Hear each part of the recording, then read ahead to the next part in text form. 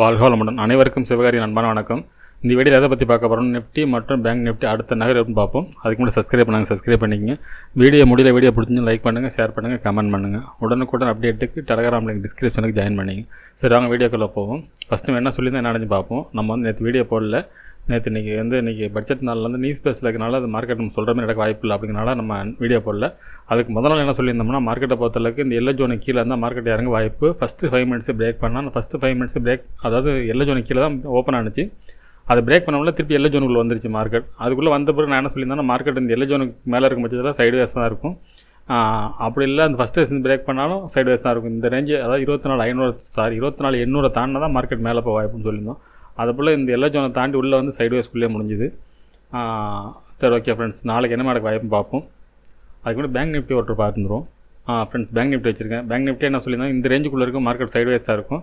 இது ஒரு வேளை இறங்குனா இந்த சப்போர்ட்டுக்கு வாய்ப்பு இருக்கும், இந்த சப்போர்ட்டுக்குன்னு சொல்லியிருந்தோம். அதுபோல் இந்த நம்ம கொடுத்து 51,934 சப்போர்ட் எடுத்து மார்க்கெட் வந்து இந்த ஃபஸ்ட்டு சப்போர்ட்டை பிரேக் பண்ணி மேலே போய் இந்த ஃபஸ்ட்டு ரேஸ் பிரேக் பண்ண முடியல. அந்த ரேஞ்சுக்குள்ளே சைடு வேஸாகவே இருந்துச்சு அன்றைக்கி சொன்ன மாதிரி. சரி, ஓகே, நாளைக்கு என்ன நடக்க வாய்ப்புன்னு நிஃப்டியிலேருந்து பார்ப்போம்.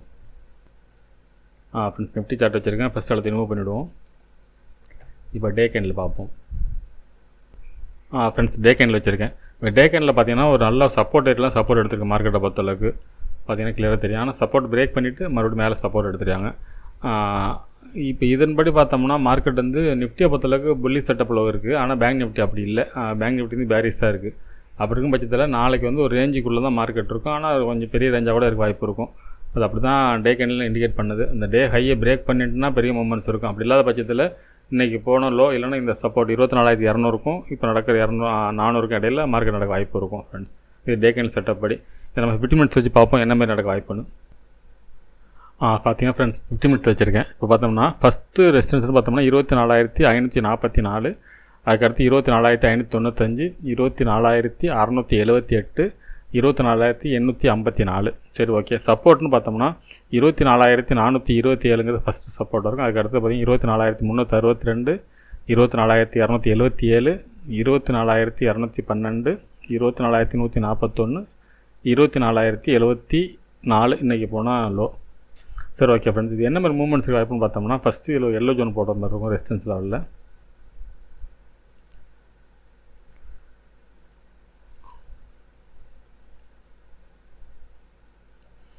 ஃப்ரெண்ட்ஸ், இப்போ இந்த எல்லோ ஜோனுக்கு மேலே ட்ரேட் ஆனால் மட்டும்தான் மார்க்கெட் வந்து அப்சைடு போக வாய்ப்பு இருக்கும். அப்படி இல்லாத பட்சத்தில் மார்க்கெட்டை பொறுத்தளவுக்கு இந்த எல்லோ ஜோனை தொட்டு என்னோட பாயிண்ட் ஆஃப் வியூவில் எல்லோ ஜோனை தொட்டு மார்க்கெட் இறங்க தான் வாய்ப்பாக இருக்கும். எது வரைக்கும்னு பார்த்தோம்னா இந்த 24,207 இந்த ரேஞ்சுக்குள்ளே மார்க்கெட் இருக்க வாய்ப்பு இருக்கும். ரேஞ்சு கொஞ்சம் பெருசாக தான் இருக்கும். இந்த ரேஞ்சுக்குள்ளே இருக்க வாய்ப்பு அதிகம். ஒருவேளை மார்க்கெட்டில் ஒரு கேப் அப் இருந்து இதுக்கு மேலே அதை எல்லோவுக்கு மேலே ஃபஸ்ட்டு 5 மினிட்ஸ் பிரேக் பண்ணிச்சுன்னா மார்க்கெட் அப்சைடு போக வாய்ப்பு இருக்கும். அப்படி இல்லாத பட்சத்தில் மார்க்கெட்டை பொறுத்தளவுக்கு இந்த 24,275க்கும் 550க்கும் இடையில் இருக்க வாய்ப்பு இருக்கும். அது ஓப்பன் வந்து ஒருவேளை இந்த 24,277 கீழே இருந்துச்சுன்னா மார்க்கெட்டை பொறுத்தளவுக்கு இந்த டே லோவில் சப்போர்ட் எடுத்து மார்க்கெட் மேலே நோக்கி போக வாய்ப்பு இருக்கும். அந்த டே லோ பிரேக் பண்ணால் மட்டும்தான் மார்க்கெட்டில் அடுத்து இறங்கிறதுக்கான வாய்ப்பு இருக்கும். ஃப்ரெண்ட்ஸ், அப்படி இல்லாத பட்சத்தில் மார்க்கெட் இந்த ரேஞ்சுக்குள்ளே என்னோடய பாயிண்ட் ஆஃப் வியூவில் மார்க்கெட் வந்து இந்த ரேஞ்சுக்குள்ளே இருக்கிறதுக்கான வாய்ப்பு தான் ஃப்ரெண்ட்ஸ் அதிகமாக தெரியுற மாதிரி தான் செட்டப் முடிஞ்சிருக்கு. ரெண்டாவது, பெரிய மூவ்மெண்ட்ஸ் நடந்தனால அவ்வளோ கிளியராக அந்த கரெக்டான செக்ஷனை போட முடியாது.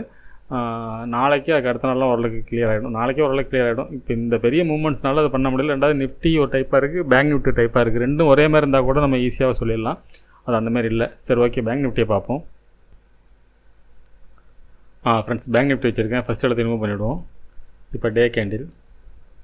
இப்போ பார்த்தீங்கன்னா உங்களுக்கு தெரியும், நிஃப்டி வந்து பார்த்தீங்கன்னா இங்கேருந்து மேலே போய் முடிச்சிருந்தாங்க, ஒரு ஹேமர் மாதிரி முடிச்சிருந்தாங்க.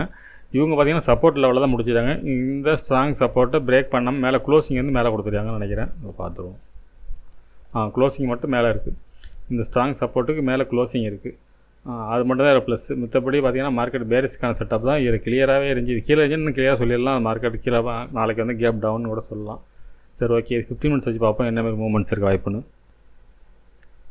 ஃப்ரெண்ட்ஸ், 50 மினிட்ஸ் வச்சுருக்கேன். இப்போ பார்த்தோம்னா ஃபஸ்ட்டு ரெசிஸ்டன்ஸ்னு பார்த்தோம்னா 52,086 அப்படிங்கிறது ஃபஸ்ட்டு ரெசிஸ்டன்ஸாக இருக்கும். அதுக்கடுத்து பார்த்தீங்கன்னா 52,197, அதுக்கடுத்து 52,427, அதுக்கடுத்து 52,780, 52,967 வரைக்கும் போட்டிருக்கோம். சரி, ஓகே. சப்போர்ட்னு எடுத்துக்கிட்டோம்னா ஃபஸ்ட்டு சப்போர்ட்னு எடுத்திங்கன்னா இப்போ இருக்கிறத சப்போர்ட்லாம் இருக்குது மார்க்கெட்டை பொறுத்தளவுக்கு. 51,749ங்கிறது ஃபஸ்ட்டு சப்போர்ட்டு. அதுக்கடுத்து பார்த்திங்கன்னா 51,528, அதுக்கடுத்து 51,342, அடுத்து 51,133. இதுதான் ஸ்ட்ராங் சப்போர்ட்னா இதான். மார்க்கெட் பை ஆகிறதுக்கு கடைசி வாய்ப்பு இந்த இடம் தான். இதை விட்டு பிரேக் பண்ணும் பட்சத்தில் மார்க்கெட் இறங்கிறதுக்கு வாய்ப்பு இருக்கும்.